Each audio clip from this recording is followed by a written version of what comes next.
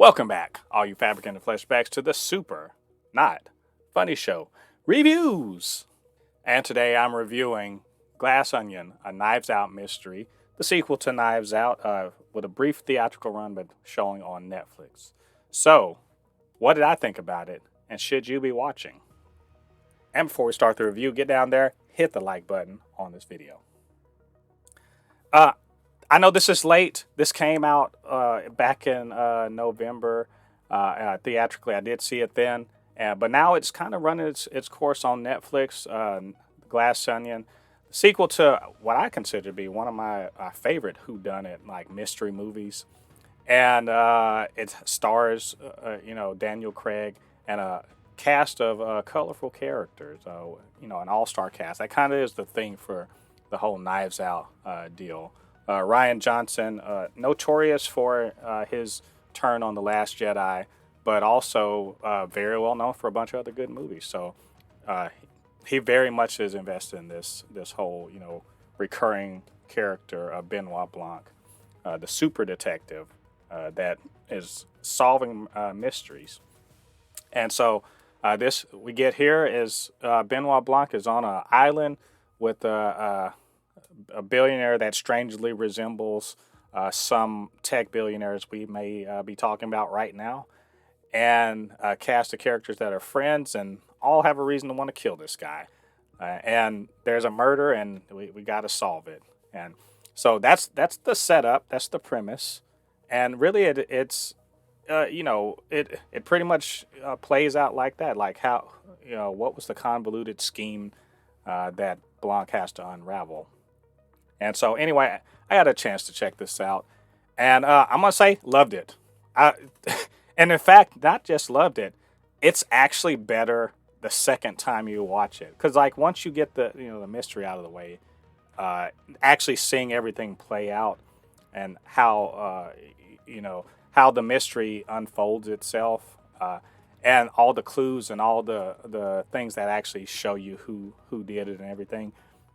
It's pretty good. Like it all makes sense. It's very well choreographed. It's very well plotted. Rian Johnson has a very strong understanding of how to lay out mysteries, but also makes use of flashback to recontextualize what you're actually seeing. So like if you only like the mystery itself only takes up about half of the movie, and the other half is showing what's really going on. And I really do like that sort of thing. I like the capers and mysteries and stuff like that. I like when you think you're seeing something, but then they rewind and then show you what's actually happening, what's really going on underneath it all. And that gives you a better understanding of the characters. And I also say, what a great cast. Like, I love the cast. Catherine Hahn, Leslie Odom Jr., Janelle Monáe, Dave Bautista. You have Edward Norton as the tech billionaire, playing it to a T. He is like perfect. Kate Hudson as kind of this really un-PC model that's kind of dumb, but also is on kind of on point too. And the cast of characters is really just a tech billionaire who could be Elon Musk or Jeff Bezos or whoever, and his hangers on. And you find out more about like kind of the shadiness of their relationships to each other, and how they're all kind of really, closely interconnected. And then they kind of screwed somebody over, and like what's she back for, and could she be the one that that commits the murder? There's all this stuff going on, and underneath it all is a savage, absolutely savage critique, and just like drubbing of people like Elon Musk, or these billionaires are supposedly so genius that supposedly are like these titans of industry and they understand everything. And he kind of exposes like, no, not really. Just because they're rich and powerful doesn't mean that they're particularly smart or innovative or even clever or creative. And that's really what goes on here is the mystery itself isn't very mysterious. Like even Blanc is just like, there's nothing about this that's mysterious. It's all transparent. And I'm thinking that it's some big convoluted scheme, and it's just not. It's just a bunch of dumb stuff and people co-signing it. And I really love that. I mean, I'll make no bones about it. I say fuck the rich, and particularly the ultra rich.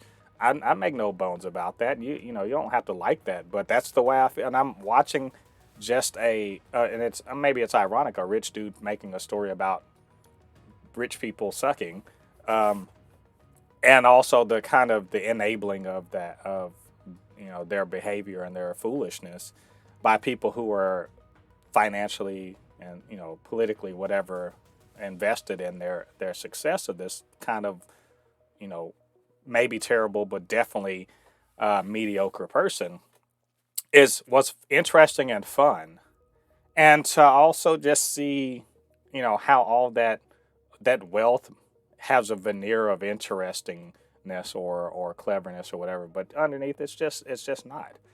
I loved all of the characters, and their shittiness. I think Dave Bautista does an awesome job as his like anti woke gamer bro deal. I also I think again Ed Norton as the tech billionaire pretty on point. I think Daniel Craig just hams it up in his most Foghorn Leghorn, Benoit Blanc. Janelle Monáe awesome as Andy. She's really, especially when you see the kind of the flashback stuff, really really great. Just overall, I just loved it. Like I think I could watch this over and over again and just have fun with it. It's so much. It's very funny.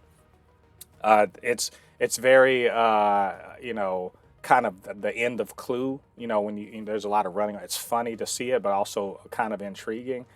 And it just makes me want more and more of a Benoit Blanc. So I think this is a success. I wish it had stayed in theater longer because I think they could have made big bucks off of it.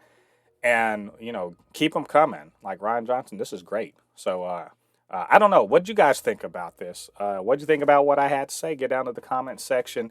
Leave your thoughts there. And of course, you can always hit me up, supernotfunnyshow@gmail.com or at supernotfunnys1 on Twitter.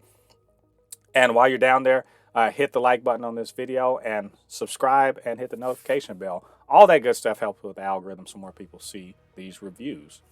All right, all you Fabricants and Fleshbags, thanks for joining me. Come back again to the channel. We got plenty more reviews where this comes from.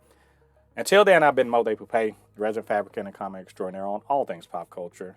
And I'll see you guys on the other side of the thread. Peace.